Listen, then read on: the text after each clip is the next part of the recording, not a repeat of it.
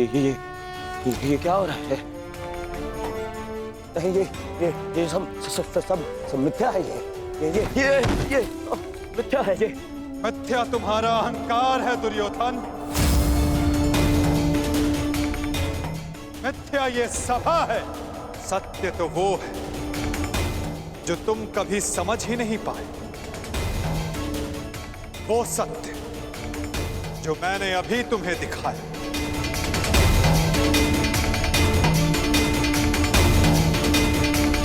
सत्य केवल मैं हूं दुर्योधन, शेष सब मिथ्या। ये सब माया है। तुम साधारण मनुष्य हो और कुछ नहीं हो। आश्चर्य है, परंतु इसमें तुम्हारा क्या दोष? जब मनुष्य में अहंकार, तो वो सत्य केवल आकार से पहचानता है। तो आकार देखो दुर्योधन।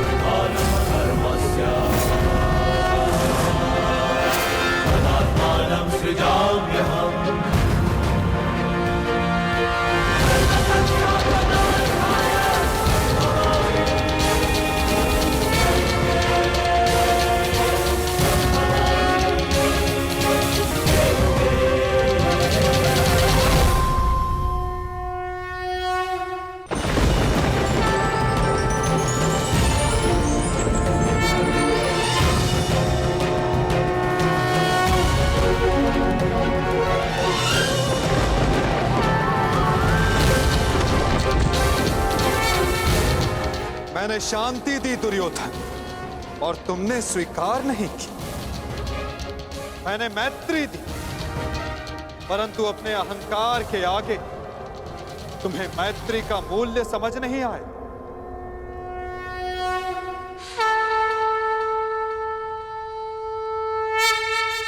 मैं प्रेम लाया था, परंतु तुमने युद्ध मांगा दुर्योधन। तो सुनो, अब युद्ध होगा।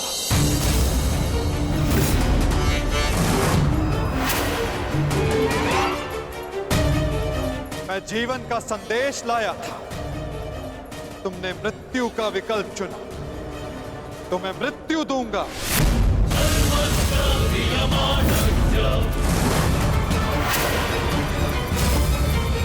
तुम्हें अनुमान नहीं दुर्योधन कि यह युद्ध कितना भयंकर होगा। महासंहार होगा, पापियों के प्रत्येक भागीदार का अंत होगा ये महाभारत।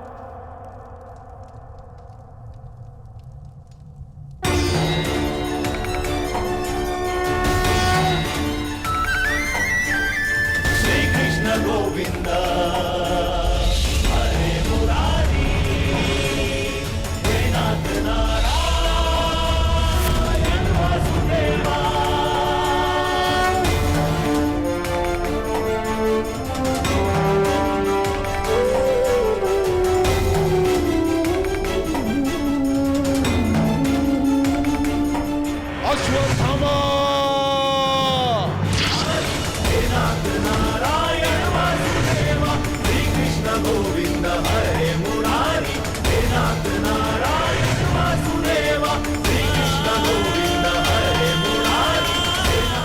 संधान करो पार्थ, मुक्त करो राधे को।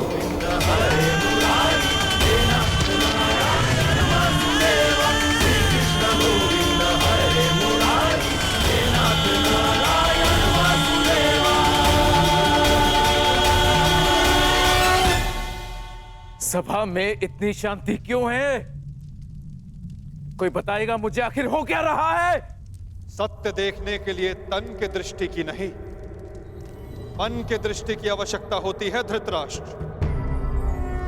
नियति ने तुम्हें दृष्टि नहीं, परंतु आज इस क्षण के लिए मैं तुम्हें दृष्टि देता हूं।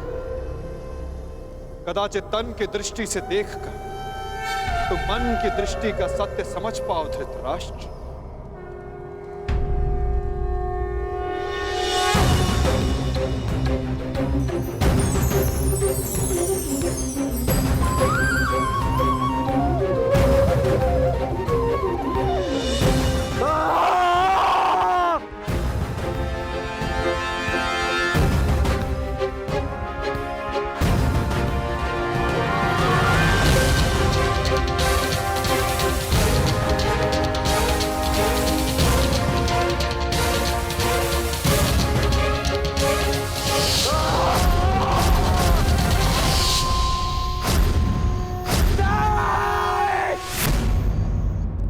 नहीं चाहिए ये दृष्टि मुझे, वापस ले लो।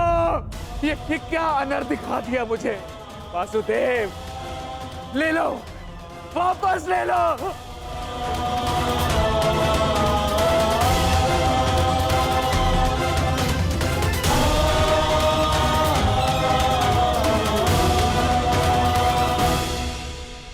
जो सबने देखा वही अंत है और वही नया प्रारंभ।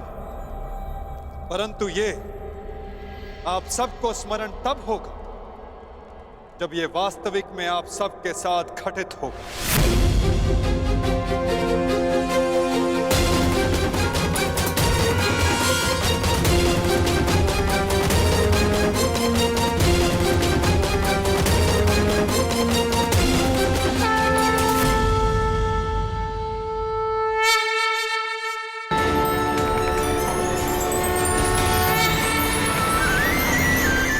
श्री कृष्ण गोविंद हरे मुरारी, हे नाथ नारायण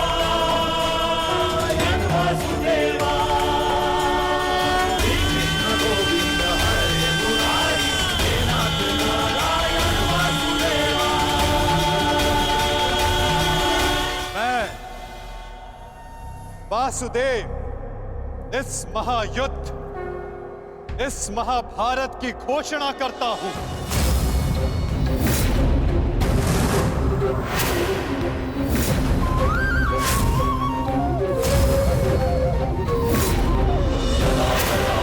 धर्मस्य ग्लानिर्भवति। स्मरण रखना दुर्योधन, तुम्हारे इस अभिमान के साथ साथ तुम भी इस धरा पर ऐसे गिरोगे कि कभी उठ नहीं पाओगे। इस महाहिंसा, इस महाविनाश के उत्तरदायित्व का बोझ तुम अपने साथ दूसरे लोक लेकर जाओगे दुर्योधन। परित्राणाय साधूनां, विनाशाय च दुष्कृतां।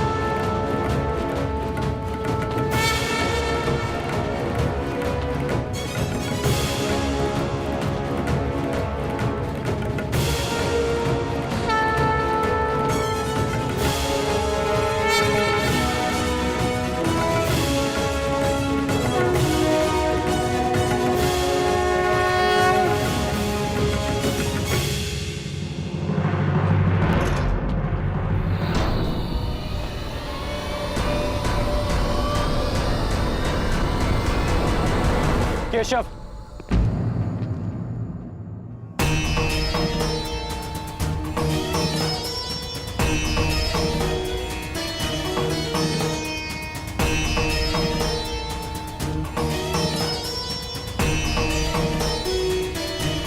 मुझे सदा से भान था कि आप साधारण मनुष्य नहीं हैं।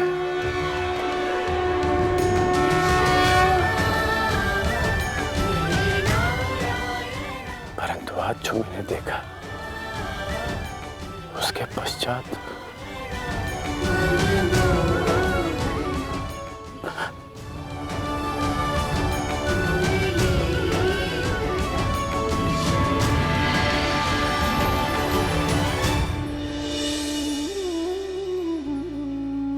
मेरे साथ आओ मित्र। ये स्थान अब वार्ता करने के लिए उचित नहीं रहा। यहां शब्दों का कोई मोल नहीं।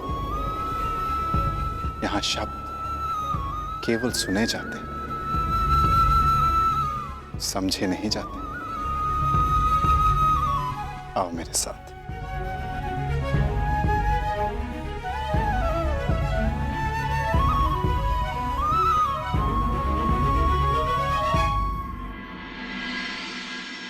केशव,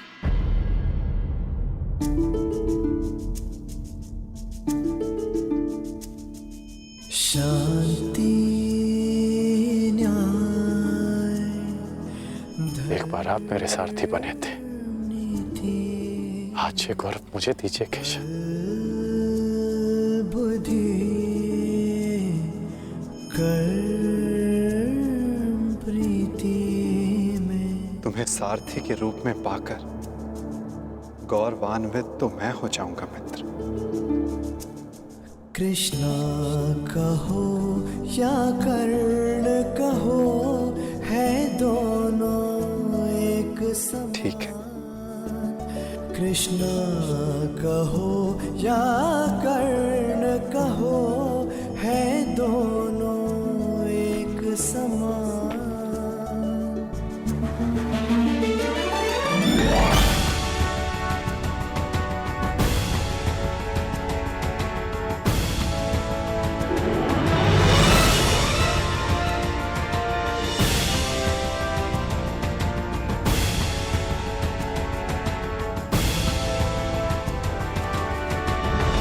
जो कुछ भी तुम्हारे मन में, आप ही पढ़ लीजिए ना केशव कि क्या है मेरे मन में।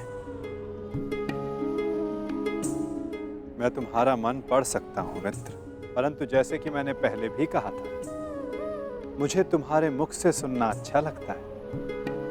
अब कह भी दो मित्र, क्या है तुम्हारे मन में?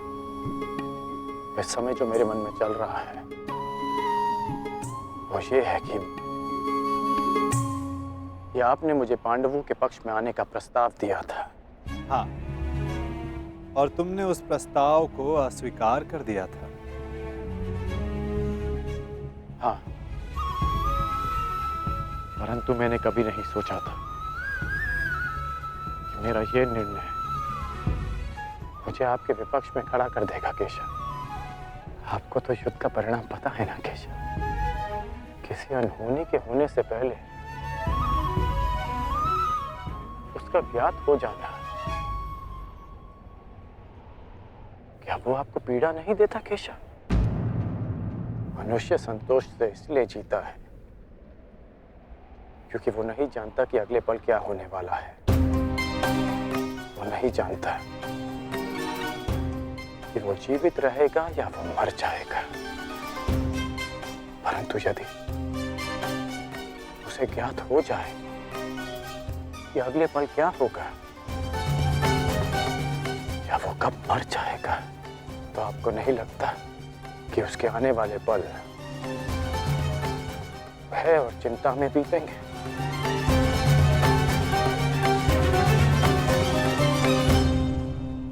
ये सोच पर निर्भर करता है अंगराज। यदि मनुष्य को अपना अंत ज्ञात हो तो हर वो क्षण जिसे हम व्यर्थ करते हैं, उन क्षणों को जिया भी जा सकता है। इस नदी को देख रहे हो? इस बहती नदी को पता है कि अंततः इसे सागर में जाकर मिल जाना। अधिक ज्ञान पीड़ादायी नहीं होता मित्र। अधिक ज्ञान उचित निर्णय लेने में सहायता करता है। यदि तुम्हें भी भूत और भविष्य का कुछ अधिक ज्ञान होता तो कदाचित तुम भी अधिक न्यायपूर्वक निर्णय कर पाते। आपका मंतव्य यही है ना कि पांडव उचित हैं और दुर्योधन अनुचित?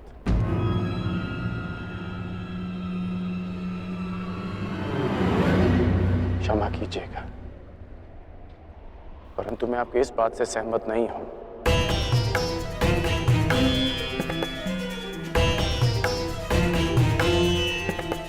मुझे लगता है केशव कि दोनों अपने अपने स्थान पर दोषी हैं।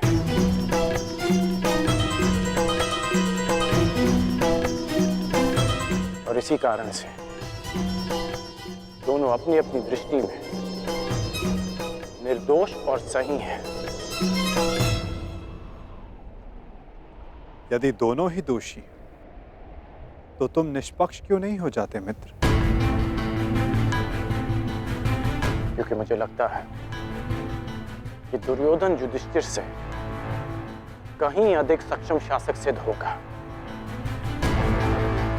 इतने अधर्म करने के पश्चात भी? हाँ, क्योंकि वो युधिष्ठिर की भांति धर्मराज होने का ढोंग नहीं करता। आप ही बताइए केशव, कि जिसने स्वयं की पत्नी को दांव पर लगा दिया हो, जिसने द्यूत के कुचक्र से निकलकर स्वयं को द्यूत में फिर से फंसा लिया हो, वो कैसा धर्मराज?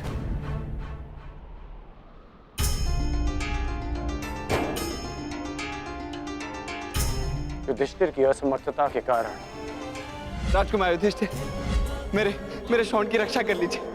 मेरा अनुज मृत्यु की भेंट चढ़ गया।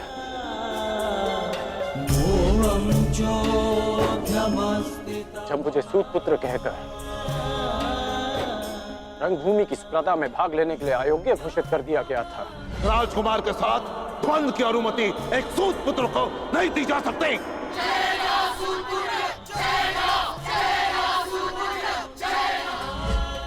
तब भी धर्मराज का धर्म मौन था। ऐसे में दुर्योधन ने मेरा हाथ थामा, जिसे आप अधर्मी कहते हैं।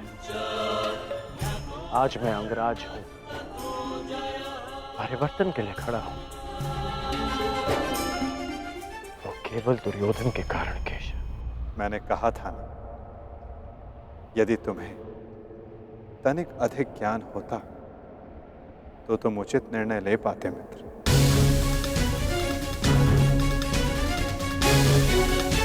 मैं समझा नहीं। तुम सदा स्वयं को सूतपुत्र समझते आए होकर, और यदि तुम्हारा ये ज्ञान मिथ्या हुआ तो? मिथ्या? हाँ कर, क्योंकि तुम्हें तो पता ही नहीं कि तुम वास्तव में हो कौन। मुझे ज्ञात है कि मैं कौन हूं, और मुझे गर्व है कि मैं अधिरथ पुत्र कर्ण हूं, राधे पुत्र कर्ण हूं, सूत पुत्र कर्ण हूं।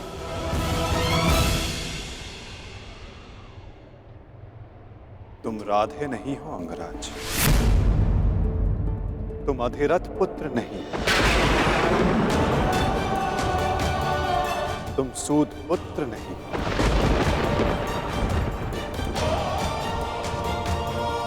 तुमने कभी ये नहीं सोचा कर्ण कि एक सूत पुत्र के शरीर पर दिव्य स्वर्ण से मड़ित कवच और कुंडल क्यों है?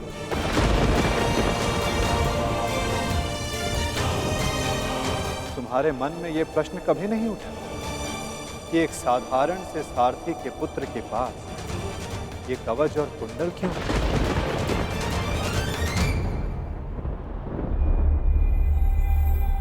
क्या तुम ये सोचकर कभी व्याकुल नहीं होते कर्ण कि तुम शेष से इतने भिन्न क्यों हो?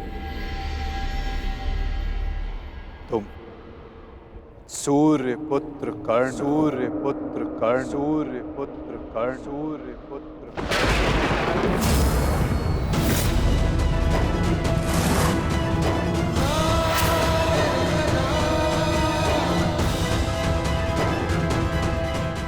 स्वयं सूर्य नारायण के अंश हो तुम कर्ण।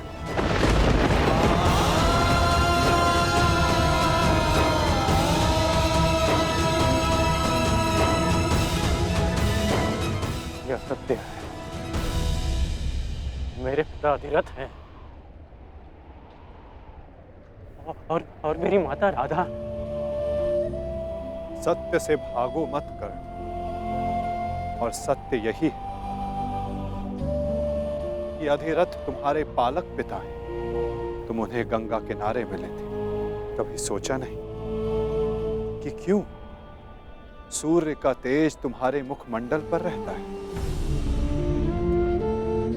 कभी अनुभव नहीं किया मित्र कि क्यों सूर्य का ताप तुम्हारे शरीर पर स्निग्धता का अनुभव कराता है?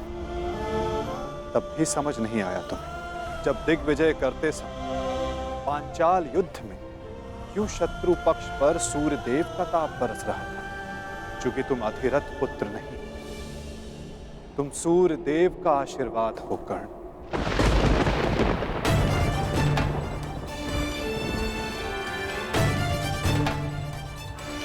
यदि मैं पिताश्री को गंगा किनारे मिला था तो मेरी माता को कर्ण, अपनी माता से बहुत पहले से भेंट करते आ रहे हो तुम कर्ण। चूंकि रक्त सदा रक्त का सम्मान करता है। कभी सोचा है कि वो कौन है जिनके समक्ष आते ही तुम्हारी दृष्टि उनके पांव की ओर चली जाती है? वो कौन है जिनसे हर युद्ध से पूर्व उनका आशीष लेने का तुम्हारा मन करता है? कौन है कर्ण जो सदा तुम्हें अपने पुत्रों के समान प्रेम करती है? वो कौन है जिनकी आंखें तुम्हें देखते ही भर आती हैं? अर्जुन से द्वंद्व होने के पश्चात भी तुमने कभी पांडवों का अहित नहीं चाहा, कभी उनकी रक्षा की, कभी उन्हें चेतावनी दी। क्यों कर्ण? इसलिए नहीं कि तुम न्याय चाहते, अपितु इसलिए कि तुम्हारी धमनियों में बहता हुआ रक्त तुम्हें पुकार रहा था। हाँ कर्ण, तुम राधे नहीं कुंती पुत्र हो, पांडवों के ज्येष्ठ। हाँ कर्ण, बुआ कुंती ही तुम्हारी माता है और तुम उनके ज्येष्ठ पुत्र।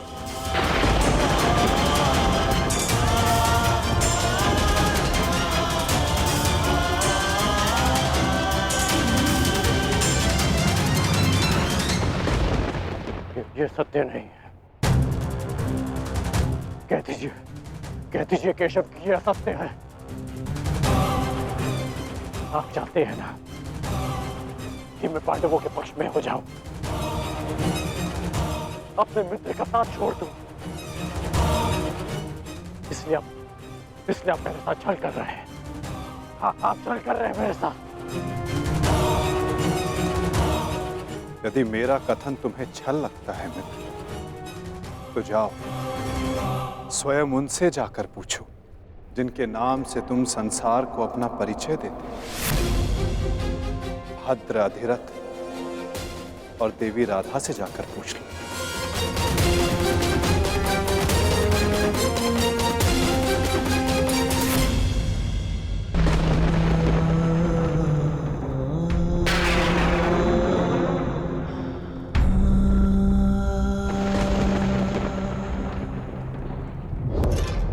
आ गए?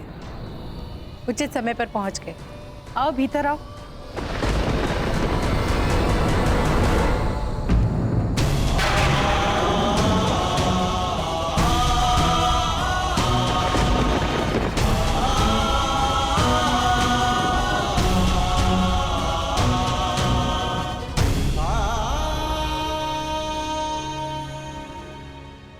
क्या हुआ पुत्र?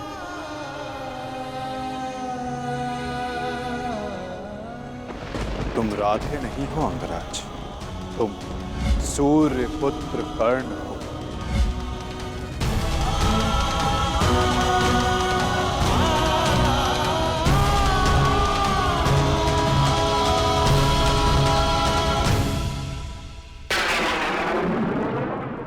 एक बार फिर से पुत्र कहकर पुकारिए ना। पुत्र?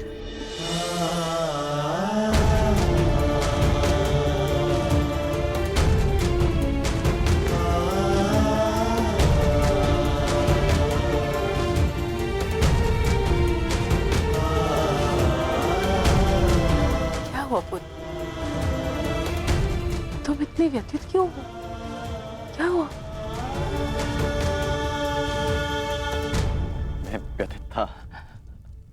अब नहीं माता, मैं समझ गया कि ये वासुदेव का खेल है। वो मेरे साथ खेल खेल रहे हैं माता। खेल? कैसा खेल?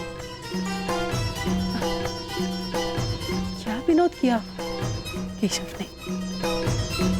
बहुत भारी विरोध किया उन्होंने।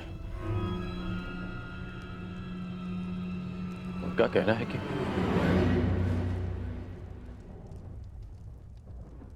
आप दोनों मेरे बालक माता पिता हैं।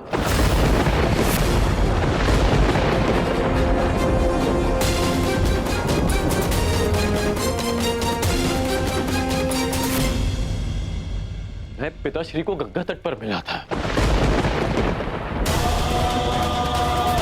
ये सूर्यदेव मेरे पिता है और माता कुंती मेरी माता।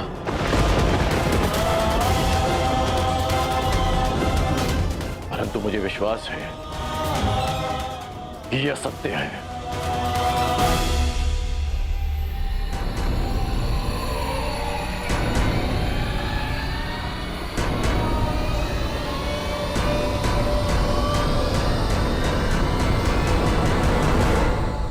ये असत्य है ना?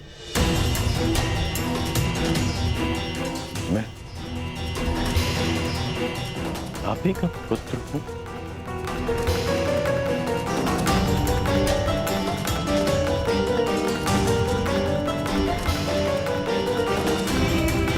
मैं आप ही का पुत्र हूं ना?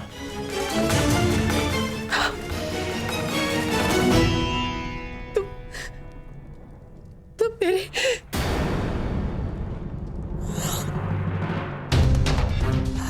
क्या हुआ माता?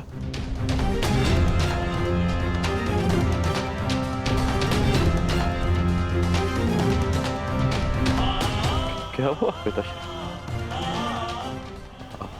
आप दोनों मौन क्यों हैं? कहिए ना कि आप ही मेरी माता है। कहिए ना कि मैं आपका पुत्र हूँ। कहिए ना कि आप मेरी माता है। कहिए ना कि आप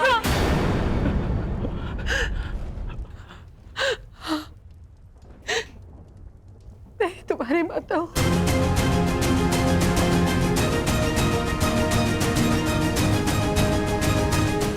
परंतु दात्री नहीं।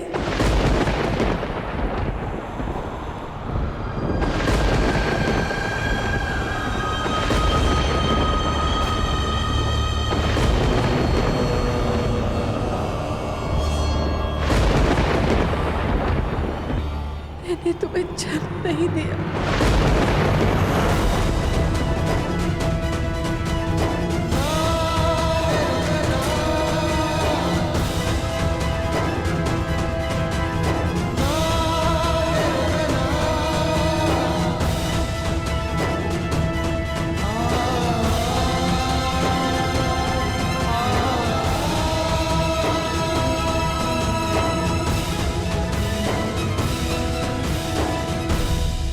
इतने वर्षों से हमने तुमसे ये सत्य छुपा कर रखा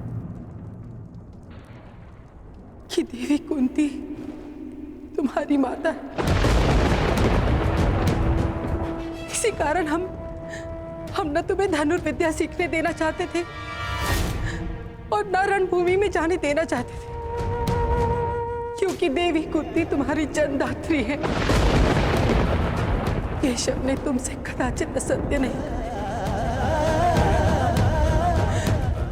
तुम मेरे पुत्र नहीं।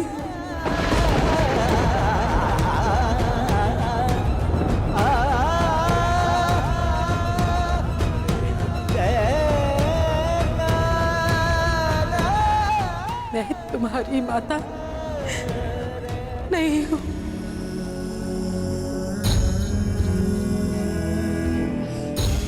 आप असत्य कह रही हैं कि आप मेरी माता नहीं हैं। यदि ऐसा होता तो क्यों बचपन में जब मुझे भूख लगती थी तब आपको स्वयं ज्ञात हो जाता था। जब मुझे निद्रा आती थी तो कौन मुझे अपनी गोद में सुलाता था?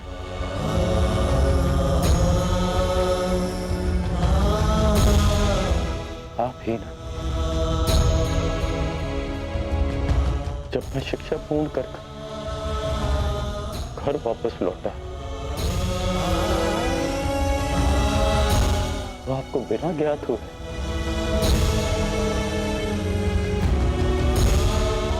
कैसे पता चल गया कि मैं आ गया और आपने अधिक भोजन बनाया?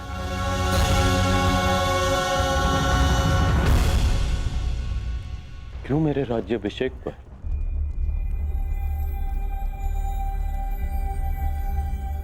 पिताश्री के शपथ देने के पश्चात भी आप मुझे छुप कर देखने आई थी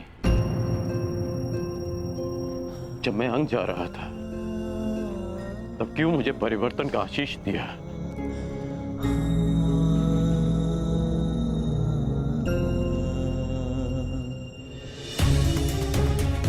क्यों असत्य कह रही हैं आप मुझसे? इसीलिए कि मैं इस युद्ध में भागना हूं। ठीक, मैं इस युद्ध में भाग नहीं लेता। मैं सदा ही आपके चरणों में बैठा रहूंगा। मैं यहां से कहीं नहीं जाऊंगा। बस इतना कह दीजिए कि आप ही मेरी माता। कह दीजिए।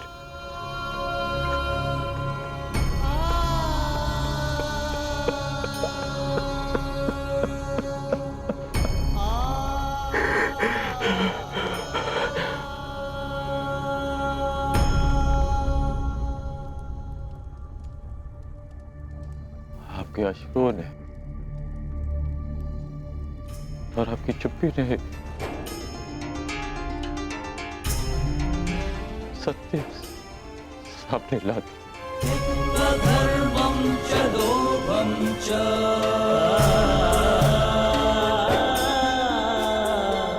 मोहं चोऽध्यमस्थितः। धन्य है आप तुम।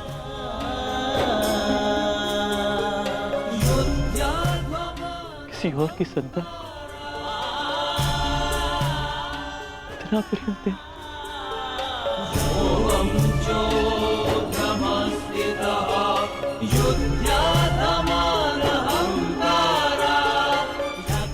मैं आपका ऋण कभी नहीं उतार पाऊंगा।